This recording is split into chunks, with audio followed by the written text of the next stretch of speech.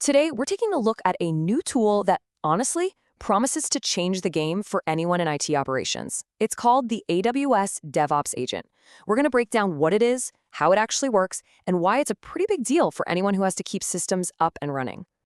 If you're in DevOps or you're a site reliability engineer, you know this feeling. That 3 a.m. page that just rips you out of your sleep and throws you right into a high-stakes investigation. It's a universal pain for a reason, right? And it's never just one bad night, is it? It's this relentless cycle. You put out a fire, you write up the postmortem, and just when you think you can finally breathe, another alert goes off. This constant firefighting is not just exhausting, it leaves absolutely no room for innovation.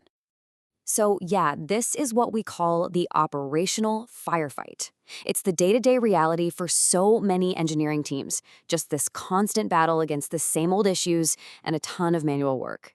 But what if there was a way to completely change the rules of the game? Well, this is where the story really shifts. Imagine getting a new teammate, but this one is autonomous. It's designed from the ground up to take on that operational grind for you. Now, this is not just another monitoring dashboard. The official term is a frontier agent, and the real magic is in the second half of that sentence. It doesn't just resolve incidents, it works to proactively prevent them from ever happening again. That's the key. You know, the best way to picture it is to think of it less like a piece of software and more like a really seasoned engineer joining your team. One who's seen it all, knows your systems inside and out, and gets to work the very second an issue pops up. Okay, so what can this new teammate actually do? Let's dive into its core skills and see how it operates. First up, and this is crucial, it's always on. This is its main job, providing immediate autonomous incident response 24/7 without any human having to press a button to get it started. And here's what that response actually looks like in practice. The moment an alert fires, it's already investigating. But it goes way beyond just saying, hey, something's broken. It gives you a full mitigation plan, complete with steps to validate the fix, and it pushes all of this right into the tools you're already using, like Slack or ServiceNow. It can even open an AWS support case for you with all the context included. But this is where the agent becomes a real game changer. It's not just about fixing things faster. It's about fixing them for good by shifting you from being reactive to being proactive. So how does it do that? Well, it gets smarter over time. The agent digs through your entire incident history to spot patterns.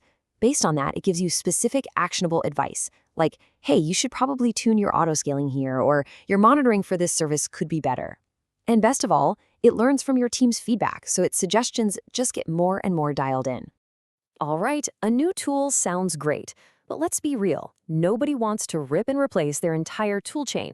So how does the DevOps agent actually fit into the ecosystem you already have? Well, the good news is it's designed to be a team player. It plugs right into the tools you're already using every day. Whether it's observability platforms like Datadog and Splunk, or your CI/CD pipelines and GitHub, it meets your team right where they are. The whole point here is enhancement, not disruption. And check this out. This feature is so cool. You can literally just chat with it. Instead of clicking through 5 different AWS consoles to check on a resource, you can just ask a question in plain English. This completely streamlines the whole investigation process for your engineers. So we've seen what it is and how it works. Now for the most important part. What's the actual payoff? What does all this mean for your team, your systems, and the business? The impact is, frankly, a fundamental shift in how your team operates. You move away from all that manual toil and toward autonomous resolution. Instead of fighting the same fires over and over, you're building real system resilience. Your entire posture changes from reactive firefighting to proactive, continuous improvement. If you need one single metric to sum it all up, this is it.